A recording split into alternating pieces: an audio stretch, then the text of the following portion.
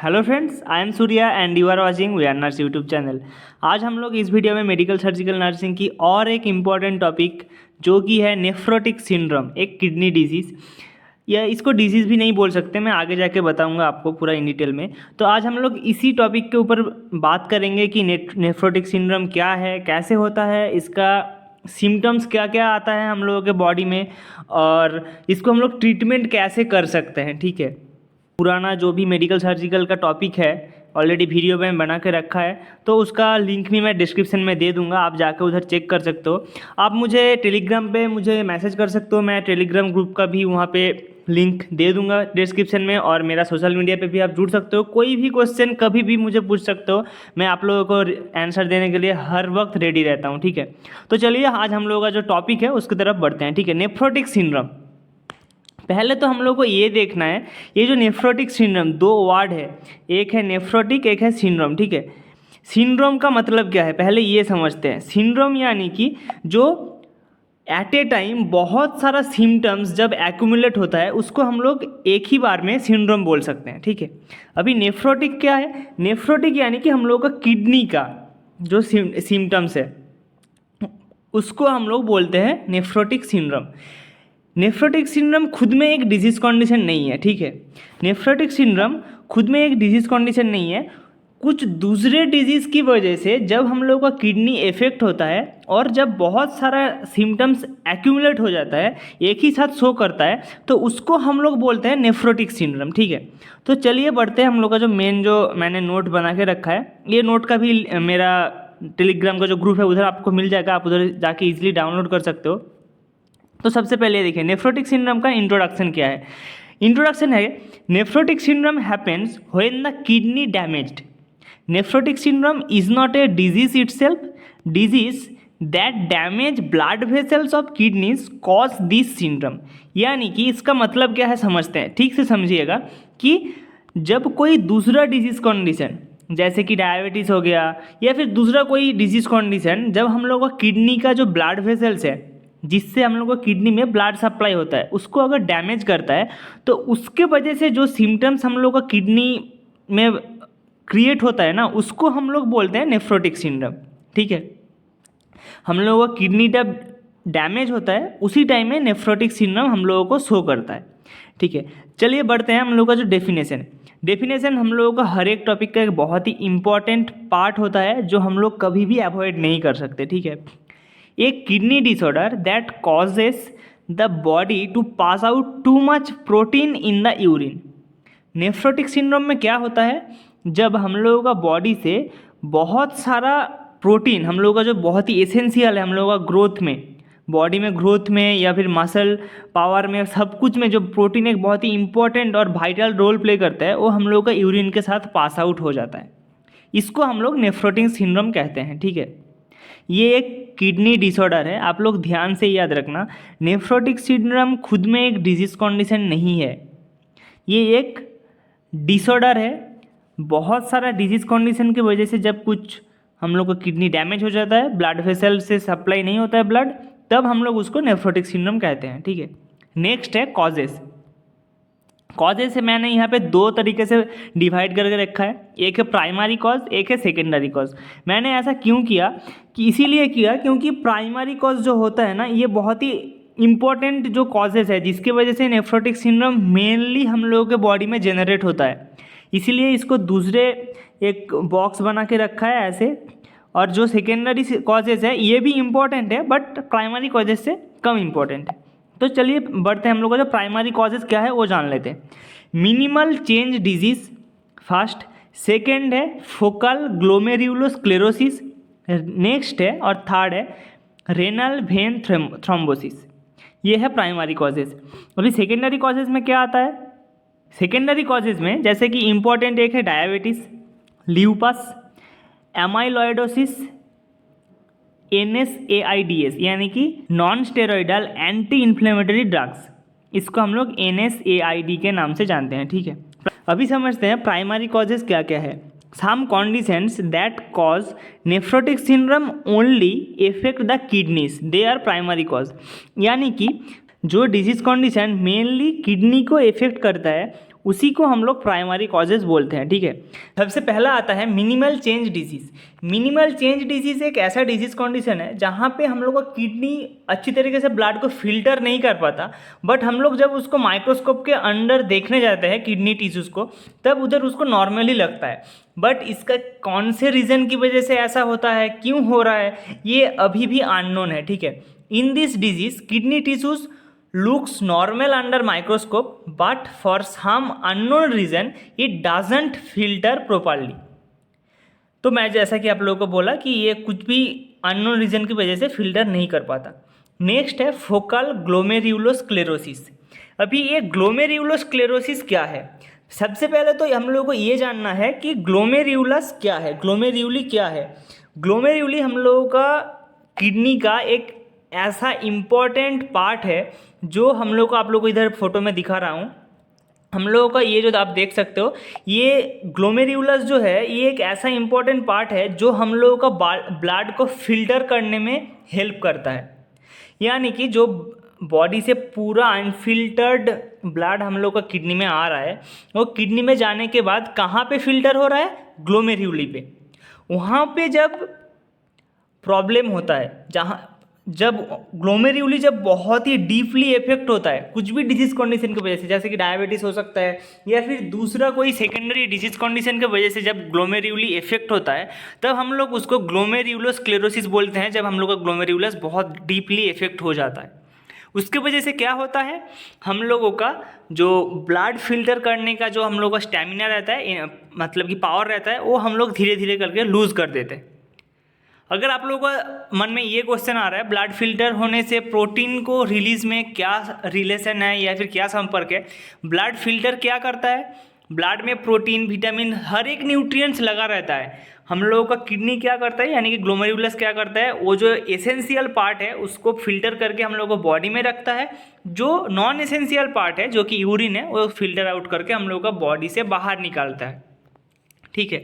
ये भी क्लियर हो गया फोकल ग्लोमेरुलोस्क्लेरोसिस क्या है। नेक्स्ट है रेनल थ्रोम्बोसिस। रेनल थ्रोम्बोसिस क्या है कि थ्रोम्बोसिस मतलब क्या है? थ्रोम्बोसिस यानी कि कोई भी जगह के ब्लड क्लॉट हो जाना। जैसे कि आप यहाँ पे देख सकते हो, ये जो यहाँ पे ब्लड वेसल्स है, यहाँ पे क्या होता है, पूरा बॉडी का जो ब्लड होता है वो पूरा यहाँ पे आके ग्लोमेरुलस में जाता है फिल्टर होके, फिर ये जो ब्लड वेसल है इधर से निकल के फिर से हम लोगों का बॉडी में एंटर करता है फिल्टर्ड ब्लड। जब यही जो ब्लड वेसल है यहाँ पे अगर ब्लड क्लॉट हो जाता है कोई भी रीज़न की वजह से, तब क्या होगा, हम लोग का जो बॉडी का जो अनफिल्टर्ड ब्लड है वो ग्लोमेरुलस तक नहीं पहुँचेगा। या फिर मान लो अगर यहाँ पर भी कोई क्लॉट हो जाता है तो जो फिल्टर्ड ब्लड है वो भी हम लोग का बॉडी में नहीं पहुंच पाएगा, तो उस टाइम में भी नेफ्रोटिक सिंड्रोम होने का चांसेस बहुत हाई रहता है, ठीक है। नेक्स्ट है सेकेंडरी कॉज। सेकेंडरी कॉज क्या है? Other diseases that causes nephrotic syndrome affect the whole body as well as kidney, known as secondary cause. यानी कि जब हम लोगों का बॉडी में कुछ ऐसा डिजीज होता है जिसकी वजह से हम लोगों का पूरा बॉडी भी इफेक्ट होता है, साथ साथ हम लोग का किडनी भी डैमेज होता है, उसको हम लोग सेकेंडरी कॉज बोलते हैं, ठीक है।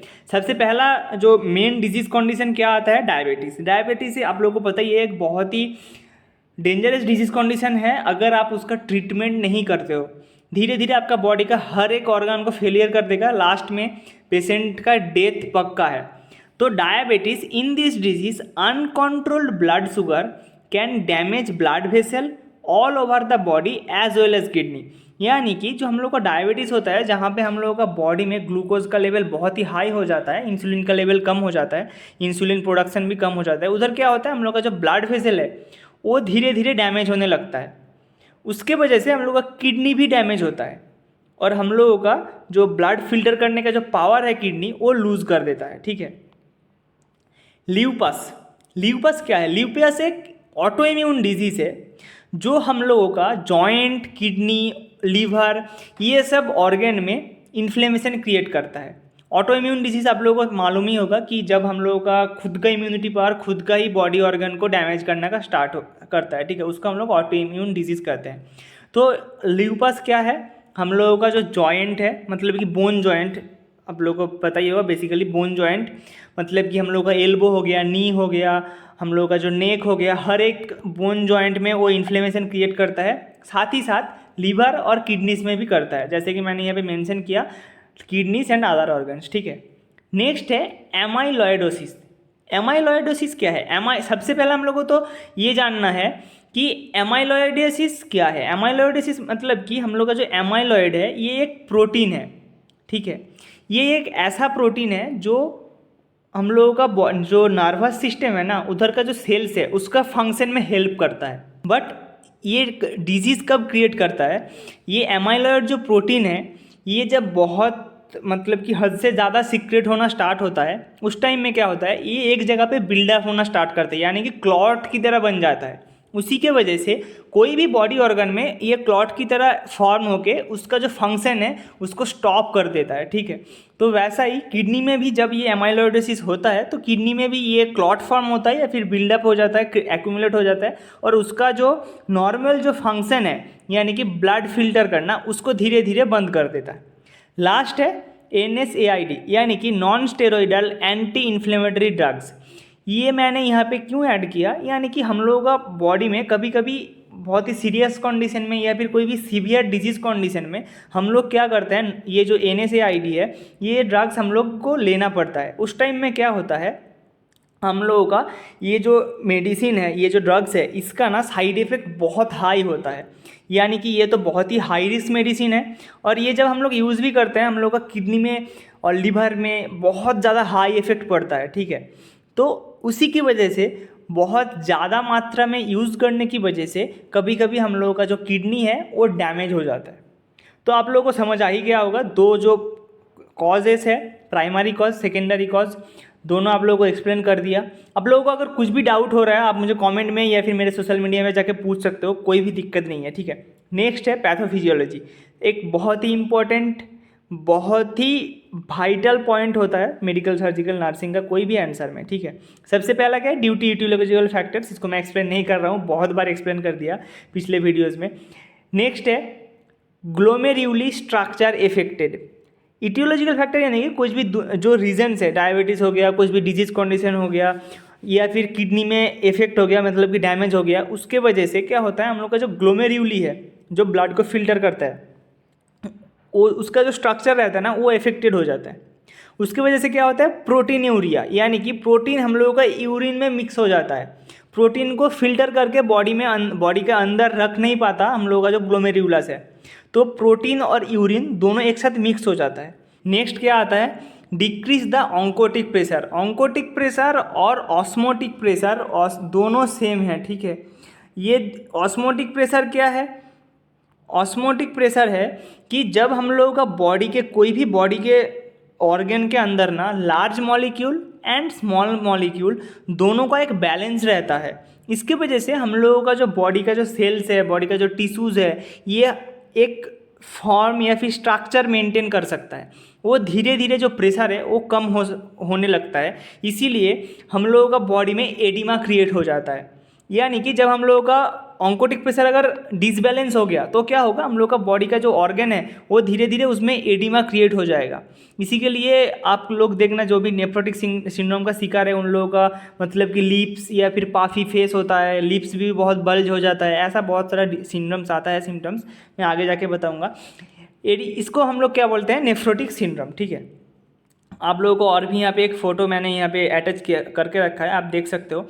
यहाँ पे ये जो नॉर्मल और एक नेफ्रोटिक सिंड्रोम है, इसकी वजह से क्या होता है, ये जो ब्लड वेस्ट है और फिल्टर्ड ब्लड है, यहाँ पे क्या होता है, आप एक जो मेन इंपॉर्टेंट चीज़ है आप नोटिस करना, यहाँ पे ब्लड वेस्ट यानी कि जो प्रोटीन जा रहा है फिल्टर्ड ब्लड के साथ बहुत ज़्यादा प्रोटीन हम लोग का बॉडी के अंदर जा रहा है। बट नेफ्रोटिक सिंड्रोम में क्या हो रहा है, प्रोटीन तो आ रहा है बट फिल्टर होके हम लोगों का बॉडी में नहीं एंटर हो रहा है प्रोटीन, इसीलिए यहाँ पे मेंशन किया है लो लेवल्स ऑफ प्रोटीन, ठीक है। ये आप लोग पॉज करके थोड़ा सा देख लेना। नेक्स्ट है क्लिनिकल सिम्टम्स। क्लिनिकल सिम्टम्स यानी कि जो दो तरीके से मैंने डिवाइड किया है इधर भी, मेन सिम्टम्स और अदर सिम्टम्स। मेन सिम्टम्स यानी कि प्रोटीन यूरिया, आप लोगों को मालूम ही है कि यूरिन के साथ प्रोटीन बहुत ज़्यादा मात्रा में निकलने लगता है। नेक्स्ट है हाइपोएल्बुमिनेमिया। हाइपो एल्बुमिनीमिया क्या होता है? एल्बुमिन एक प्रोटीन है खुद में ही। ये एल्बुमिन क्या करता है, हम लोगों का सेल का जो फ्लूइड्स होता है उसको लीक होने से प्रोटेक्ट करता है, यानी कि रेजिस्ट करता है। इसीलिए जब हम लोगों का बॉडी में, जब ब्लड में एल्बुमिन का लेवल है वो अगर डिक्रीज हो जाता है तो हम लोगों का सेल से जो फ्लूइड्स है वो इजीली लीकेज होना स्टार्ट हो जाएगा। इसी को हम लोग हाइपो एल्बुमिनीमिया कहते हैं। ये भी एक बहुत ही इंपॉर्टेंट सिम्टम्स है, ठीक है। इससे क्या होगा, हम लोगों का जो oedema in legs, face and hands, यानी कि हाथ पैर और फेस में बहुत ज़्यादा एडिमा आ जाएगा, ठीक है। अदर सिम्टम्स में क्या है, डिस्निया यानी कि ब्रीथिंग का प्रॉब्लम आता है, एनीमिया यानी कि हम लोगों का जो ब्लड में जो आरबीसी का लेवल है वो धीरे धीरे डिक्रीज हो जाता है। नेक्स्ट है पल्मोनरी एडिमा। पल्मोनरी एडिमा यानी कि हम लोगों को लंग्स में भी इसका बहुत ज़्यादा इफेक्ट होता है। नेक्स्ट है मेल न्यूट्रिशन। मेल न्यूट्रिशन क्यों होता है? यूरिन के साथ अगर हम लोगों का जो मेन इंपॉर्टेंट न्यूट्रिएंट्स है वही अगर लीकेज होकर बाहर जा रहा है तो इसका इफेक्ट हम लोगों का बॉडी में पड़ेगा ऐसे मेल न्यूट्रिशन, यानी कि हम लोग का बॉडी के अंदर जो न्यूट्रिएंट्स होना चाहिए नॉर्मल लेवल में वो धीरे धीरे कम हो जाएगा। Growth retardation. ग्रोथ रिटार्डेशन क्यों होगा कि अगर हम लोग का बॉडी में अगर न्यूट्रिएंट्स ही नहीं है जो नॉर्मल रहता है तो हम लोग का जो बॉडी का ग्रोथ है वो नॉर्मली डेवलप ही नहीं हो पाएगा, बिल्डअप ही नहीं हो पाएगा। नेक्स्ट है इन्फेक्शन लाइक पेरिटोनाइटिस, ठीक है। अभी नेक्स्ट चलते हैं डायग्नोस्टिक एवोल्यूशन। डायग्नोस्टिक एवोल्यूशन क्या क्या है, जो सबसे पहले हम लोग को दो चीज़ लिखना ही होता है, history collection, physical examination. Next है यूरिन एनालिसिस। यूरिन एनालिसिस इसलिए करना है क्योंकि ये हम लोग का पूरा किडनी का डिजीज कंडीशन है। नेक्स्ट है ब्लड टेस्ट। ब्लड टेस्ट इसीलिए कि हम लोगों का बॉडी में कोई डायबिटीज़ या फिर दूसरा डिजीज कंडीशन बिल्डअप हो रहा है कि नहीं, हम लोग का बॉडी में एल्बुमिन का लेवल कितना है, या फिर हम लोग का बॉडी में दूसरा जो आरबीसी हो गया, एचबी हो गया, मतलब कि नॉर्मल हीमोग्लोबिन हो गया, ये सब का लेवल कितना है वो भी हम लोग को टेस्ट करना पड़ता है। नेक्स्ट है आरएफटी। आरएफटी यानी कि रेनल फंक्शन टेस्ट, यानी कि हम लोगों का जो किडनी है वो कितना अच्छे तरीके से काम कर रहा है, कितना मतलब कि ब्लड को फिल्टर कर पा रहा है, ये सब कुछ इसमें हम लोग जान सकते हैं। नेक्स्ट है यूएसजी। यूएसजी इसीलिए हम लोगों का किडनी में कुछ मेजर डैमेज हुआ है कि नहीं वो जानने के लिए, ठीक है। नेक्स्ट है MRI and kidney biopsy. MRI and kidney biopsy सबसे लास्ट में जाके किया जाता है जहाँ पे ऊपर का मेजर जो डायग्नोसिस है वो फेल हो जाता है या फिर हम लोग वहाँ पे बहुत ज़्यादा एबनॉर्मलिटीज़ शो करता है, तब हम लोग जाके एमआरआई या फिर किडनी बायोप्सी करते हैं, ठीक है। नेक्स्ट है मैनेजमेंट। मैनेजमेंट यहाँ पे मेनली मेडिकल मैनेजमेंट ही इसमें दिया जाता है। तो the treatment should be given based on the symptoms, यानी कि हम लोग का जो सिम्टम्स शो कर रहा है एक बॉडी पर्सन की बॉडी में, तो उसके हिसाब से हम लोगों को जो मतलब कि ट्रीटमेंट है वो कंटिन्यू करना है। सबसे पहले तो है डाययूरेटिक्स। डाययूरेटिक्स यानी कि टू कंट्रोल स्वेलिंग और एडिमा। डाययूरेटिक्स हम लोगों को इसीलिए देना है जो नेफ्रोटिक सिंड्रोम की वजह से जिस पर्सन के अंदर जो एडिमा बिल्डअप हो जाता है फेस में, हैंड में, लेग में, उसकी वजह से हम लोगों को डाययूरेटिक्स देना पड़ता है ताकि ये जो फ्लूइड एक्यूमुलेट हो रहा है वो कम हो, ठीक है। It helps to release the excessive fluid from the body like Lasix या फिर फ्रूसेमाइड। ये भी एक मेडिसिन है, लैसिक्स, फ्रूसेमाइड, ये सब डाययूरेटिक्स के अंदर ही आता है। नेक्स्ट है न्यूट्रिशन थेरापी। न्यूट्रिशन थेरापी इसीलिए इम्पॉर्टेंट है क्योंकि हम लोगों का यूरिन से प्रोटीन एक इम्पॉर्टेंट न्यूट्रिएंट जो होता है वो हम लोग का बॉडी से बाहर निकल रहा है, उसको बैलेंस करने के लिए न्यूट्रिशन थेरापी देना बहुत ही ज़रूरी है। नेक्स्ट है एंटी कोएगुलेंट्स। एंटी कोएगुलेंट्स क्यों दिया जाता है कि हम लोगों का ब्लड का जो क्लॉटिंग एक्टिविटी है उसको रिड्यूस किया जाए, जैसे कि हेपारिन जैसे इंजेक्शन। ये क्यों देना होता है कि अगर कोई भी ब्लड रेनल थ्रोम्बोसिस हुआ है या फिर ब्लड क्लॉट हो चुका है जो किडनी का जो ब्लड वेसल्स है उसमें, उसको कम करने के लिए या फिर उसको रिड्यूस करने के लिए एंटीकोएगुलेंट्स दिया जाता है। नेक्स्ट है इम्यूनोसप्रेसिव। इम्यूनोसप्रेसिव यानी कि अगर किसी के बॉडी में autoimmune disease condition buildup हो चुका है जैसे कि ल्यूपस, उसको मेंटेन करने के लिए यानी कि उसको कम करने के लिए हम लोग कॉर्टिकोस्टेरॉइड जैसा हम लोग मेडिसिन देते हैं पेशेंट को कि उसका जो ऑटो इम्यून डिजीज़ है उसको कम करना होता है। नेक्स्ट है एंटीबायोटिक्स। एंटीबायोटिक्स इसीलिए कि हम लोगों का जो बैक्टीरियल इन्फेक्शन है या फिर जो भी डिजीज कंडीशन है वो बहुत ज़्यादा इंक्रीज ना हो जाए, उसको एक ही मतलब कि लिमिट तक ही उसको सीमित रखा जाए, इसीलिए हम लोग एंटीबायोटिक्स देते हैं। यहाँ पे मेन एक जो एंटीबायोटिक है ये हम लोग को याद रखना चाहिए, पेनिसिलिन, ठीक है। नेक्स्ट है नर्सिंग मैनेजमेंट। नर्सिंग मैनेजमेंट यानी कि ये क्यों इम्पोर्टेंट है, यहाँ पे मैंने मतलब कि नर्सिंग केयर प्लान इसीलिए ऐड नहीं किया क्योंकि नर्सिंग केयर प्लान से ज़्यादा यहाँ पे नर्सिंग मैनेजमेंट ज़्यादा इंपॉर्टेंट होता है एक पेशेंट के लिए, ठीक है। आप अगर यहाँ पे ऐड करना चाहते हो तो कोई प्रॉब्लम नहीं है। सबसे पहला जो पॉइंट है, एसेस द वाइटल्स कॉन्टिन्यूसली। क्यों करना ज़रूरी है, क्योंकि अगर हम लोगों का बॉडी में फ्लूइड इम्बैलेंस हो रहा है तो हम लोगों का बॉडी का जो ब्लड प्रेशर है वो उसमें भी बहुत ज़्यादा मतलब कि रैपिडली चेंजेस आता है, ठीक है। नेक्स्ट है मॉनिटर डेली वेट। वेट इसलिए मेज़र करना है कि उसका बॉडी में फ्लूइड अगर एक्यूमुलेट हो रहा है तो उसका डेली का वेट में कितना डिफरेंस आ रहा है वो में हम लोगों को मॉनिटर करना है, ठीक है। Monitor I O chart, intake output chart भी मेंटेन करना इंपॉर्टेंट है। Encourage the patient for bed rest, monitor temperature routinely, consider small meals as compare to heavy meals. इसीलिए ज़्यादा हेवी मील्स देना हम लोगों को प्रिवेंट करना है, इसीलिए क्योंकि अगर वो ज़्यादा खाना एट ए टाइम खाएगा तो उसका बॉडी में बहुत ज़्यादा मतलब कि फ्लूइड्स का भी नीड होगा। तो ऑलरेडी उसका बॉडी में अगर स्वेलिंग है, एडिमा है, तो उसको और भी ज़्यादा फ्लूइड अगर बॉडी में जा रहा है तो उसके लिए बहुत ज़्यादा मतलब कि एफिशिएंट नहीं होगा, वो उसके लिए हेल्पफुल नहीं रहेगा, ठीक है। टेक हाई प्रोटीन डाइट, इसीलिए कि यूरिन के साथ प्रोटीन रिलीज आउट हो रहा है तो उसको मेंटेन करना ज़रूरी है, ठीक है। Last button of the list जो है कॉम्प्लिकेशन। इससे क्या होता है, हाइपोवोलेमिया शॉक होता है, रेनल है, रेनल फेलियर हो जाता है, किडनी फेलियर हो जाता है। नेक्स्ट है सेलुलाइटिस इसलिए होता है हाथ पैर में बहुत ज़्यादा फ्लूइड एक्यूमुलेट होने की वजह से, और ब्लड में अगर ग्लूकोज का लेवल भी हाई होने की वजह से हम लोगों का जो बॉडी का जो सेल्स होता है वो धीरे धीरे उसमें इन्फेक्शन फैलना स्टार्ट हो जाता है, ठीक है। नेक्स्ट है न्यूमोनिया क्योंकि हम लोगों का जो रेस्पिरेटरी या फिर पाल्मोनरी एडिमा क्रिएट होता है ना, उसकी वजह से न्यूमोनिया होता है। तो गाइस इस वीडियो में इतना ही था। अगर आप लोगों को वीडियो में कोई भी डाउट है, कुछ भी पूछना है, आप मुझे पूछ सकते हो। आप चैनल को सब्सक्राइब कर देना, आपके फ्रेंड के साथ वीडियो को एक जन के साथ शेयर करो तो वो भी दूसरे के साथ शेयर करेगा। और आप लोग अगर वीडियो देख रहे हो, चैनल पे नहीं हो तो सब्सक्राइब ज़रूर करके जाना। मिलते हैं नेक्स्ट वीडियो में, तब तक के लिए थैंक यू, बाय बाय।